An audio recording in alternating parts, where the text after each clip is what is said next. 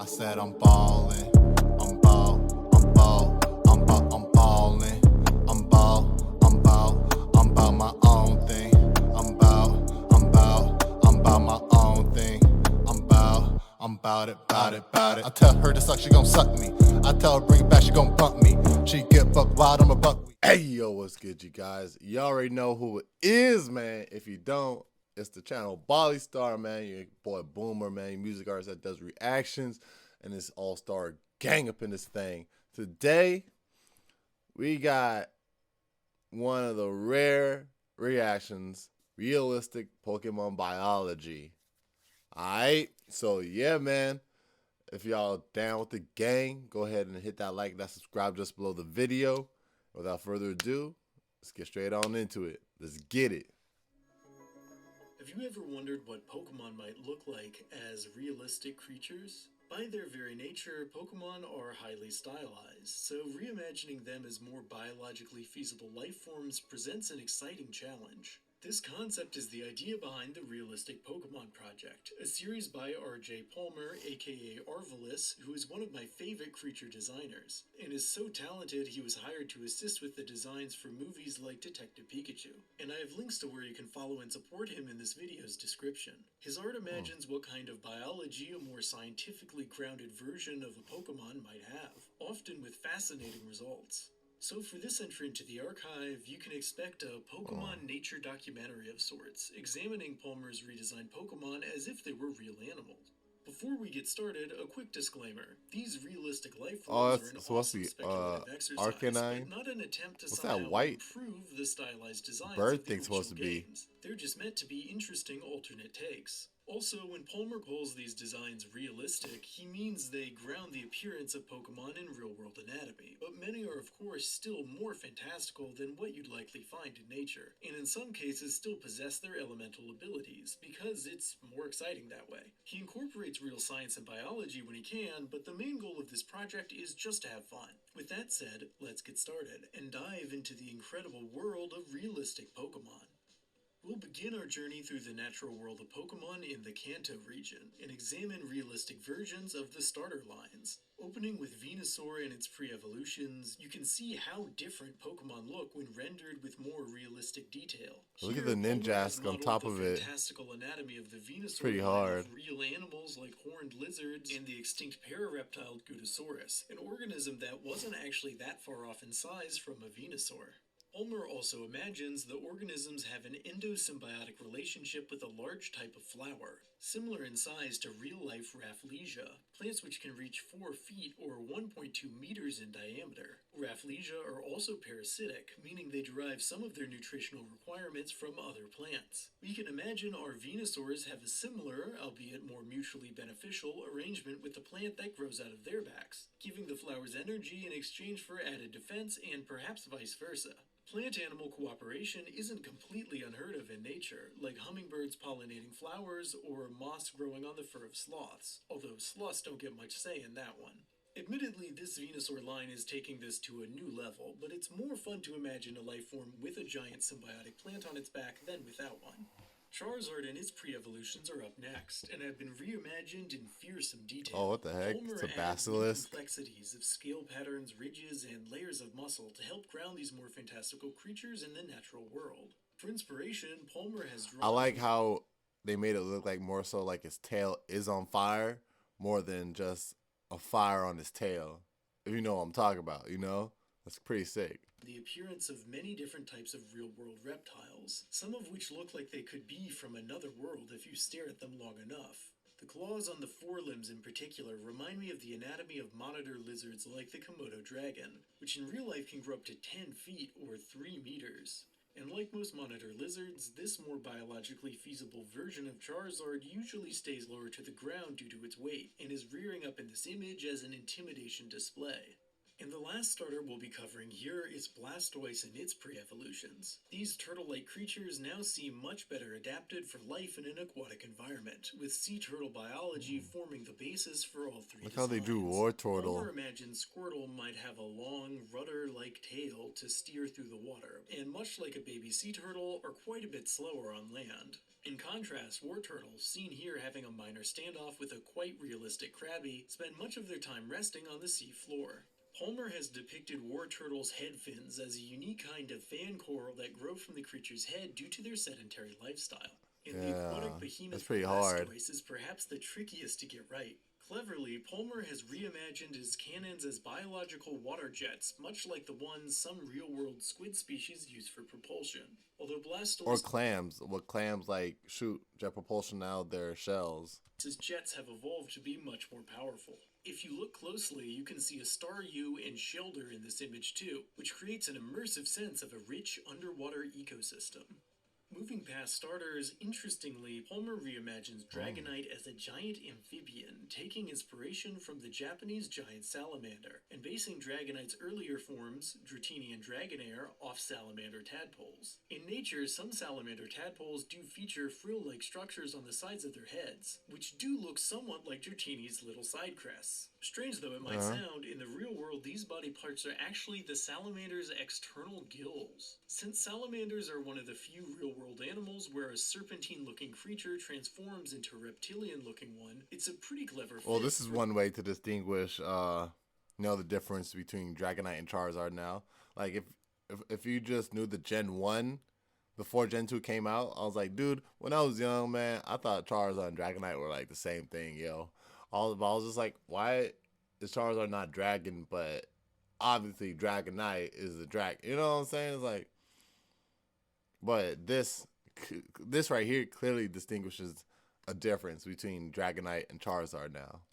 For a more biologically feasible version of Dragonite. And while real-world Japanese giant salamanders of course aren't actual dragons, they might well be the next closest thing. Up next, we have various evolutions of the unique Pokemon This is sick. Eevee. In This more is realistic sick. world, Palmer imagines these Oh, organisms you like a Fennec Fox. Oh, no shit. the result of a single species diversifying to adapt to different environments. There are all sorts of small creative details here that make this image great, like Vaporeon having more defined flipper-like feet, almost like a seal or sea lion. Espeon There are all sorts of small creative details here that make this image great, like Vaporeon having more defined flipper-like feet, almost like a seal or sea lion. Espeon resembling a hairless sphinx cat, and Leafeon having a high density of moss in their fur, giving them the appearance of being green, again, sort of like a sloth. In the category of legendary Pokemon, Palmer imagines Arcanine as a powerful predator, taking anatomical inspiration from canines, of course, but also borrowing features from lions and tigers, which makes sense considering Arcanine in the games has something of a lion's mane and some tiger-like markings on its side. Plus, if any real animals deserve Saber-tooth tiger. Legendary, I was like, what the heck? Definitely among them, so it makes sense that a more lifelike Arcanine would resemble them. Palmer also drew the pre-evolved form Growlithe, which I think looks a bit like a lion cub. A small detail I like is that this cub seems to be playing with a Turtwig, although the Turtwig doesn't seem too happy about it. For the Pokemon Nidoking, Palmer took inspiration supposed to from be a dog, various though. sources, adding the leathery armor and central horn of a rhino, while also borrowing the claws and spines of a porcupine for the rest of the anatomy. The result is a truly unique-looking creature, and near this Pokemon's tail, Palmer snuck in a realistic interpretation of Pikachu, which not surprisingly looks quite rodent-like. In the realm of flying types, Palmer has converted Honchkrow into a much more biologically feasible-looking creature, an impressive feat considering how stylized Honchkrow are in the games. Their beards have been reimagined as part of their body they can puff up to attract mates, similar to the displays of some birds of paradise. Their hats have also been reimagined as unique-looking bony plates, which are actually quite similar to the bony plates on the heads of real-life cassowaries, plates that these giant birds can use as a deceptively powerful weapon. Another challenging Pokemon to make realistic is Garchomp, who happens to be one of my personal favorites. This version is an imposing carnivore, imagined as a fusion of a theropod. Dude, if this thing was real, bro, it would be the end of human life as we know it. Cause this thing can run on land now. Imagine how fast this look. You know what I'm saying? Like, dude, you got a streamlined body just made like a NASCAR. You know what I'm saying? You know what I'm saying? Just like a NASCAR. Oh my goodness, bro. And feet that were made for running. Yeah, nope, nope. Even running away, you're not getting away, bro. And some kind of shark, just on land. In You can fact, try people as you imagine might, this but you're strange getting caught. predator stalking the sands of an arid environment. Definitely one realistic Pokemon which might be dangerous to encounter in nature. Another dinosaur-like Pokemon, but with some intriguing insect-like influences, is Scyther, depicted here looking quite different. I don't know. I saw this other realistic looking like Pokemon thing, and they made Scyther look like a real praying mantis bug, but like with like a dragon like face. It was like really insect dragonish, like fused a bit. It was like I like that one a lot better than this one right here because this one just looks like a dinosaur with freaking praying mantis legs. Its original design. The creature's Praying mantis forms in arms. this version resemble those of a mantis, although this reinterpretation also has some pretty clear theropod influences as well. Its wings are depicted as a kind of back sail, almost like a thinner version of the sails on the backs of dinosaurs like Spinosaurus. A pretty inventive reimagining. Perhaps the trickiest Pokemon on this list to imagine as a living organism is Gengar and its pre-evolutions. Instead of ghosts, this evolutionary line has been reimagined as bat-like organisms, which fits their spooky theme. Starting with Ghastly, Palmer depicts this bizarre pre-evolution as a poisonous bat with a specialized helium bladder that allows it to float. Alright, this I'm not so sure about, man. But you've got to get creative when imagining a ghost type as a wild animal. Moving on, haunters have been realized with translucent wings to give them that floating hand look, which is a creative way to ground the design biologically. And finally, Gengar is a heavier terrestrial creature, which Palmer imagines as an active carnivore. Zoroark has also been given the carnivore treatment, with its anatomy now much closer to a canine predator, and the stylized elements of the original design toned down. In the skull and teeth region, Palmer's Zoroark somewhat resembles a hyena. And moving down to the ground, also ready for their close-up is Diglett, conceptualized as a much more conventional burrowing life form akin to its arms. Mole, which is good because Starno's moles are the best. Returning at last to legendary Pokemon, this awe-inspiring reimagining of Reshiram focuses on the avian qualities of the legendary to create a more taxonomically consistent design. Looks like an Archaeopteryx. Powerful Archaeopteryx. being in the games, this portrayal likewise takes inspiration from the anatomy of extinct proto-birds and early avian dinosaurs, just scaled up to epic proportions. One extra world-building detail is that Palmer imagines the silver bangles on its neck were offerings from early humans who worshipped it like a deity. And as the finale of our journey through realistic Pokemon designs, we have what? Looking straight out of an epic myth when look at the Pokemon beneath him too. Look at that. Look at Magmar, Magmar. That Magcargo, Torkoal. Oh, sick.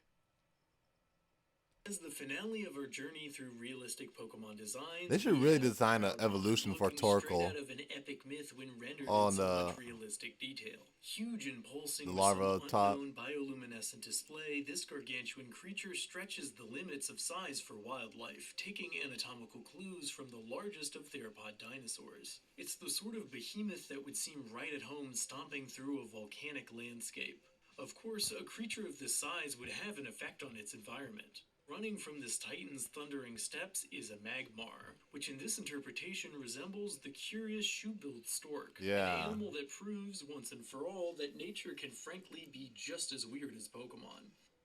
The world of realistic Pokemon is vast and is yet to be fully explored, but we've reached the end for this particular video. There are extra designs on RJ Palmer's site and in his art books, so check the links below if you're interested. And I'll be back next week with part 2, which will feature Palmer's more recent designs, where things get even more inventive. Also, thanks for watching. If you enjoyed this entry, please lend your support, and like, subscribe, and hit the notification icon to stay up to date on all things curious. See you in the next video.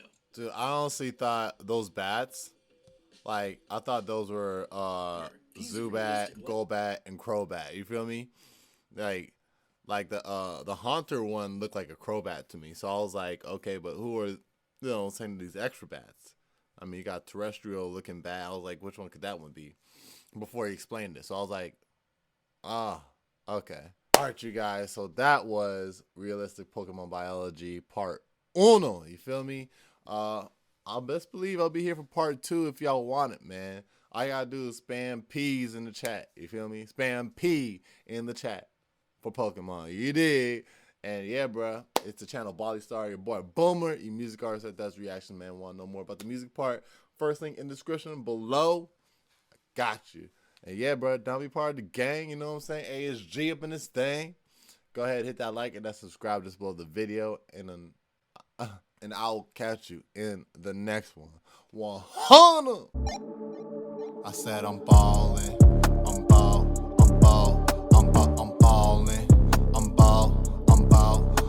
My own thing. I'm about my own thing. I'm about it. I tell her to suck, she gon' suck me. I tell her bring it back, she gon' bump me. She get buck wild, I'm a buckwheat. No string.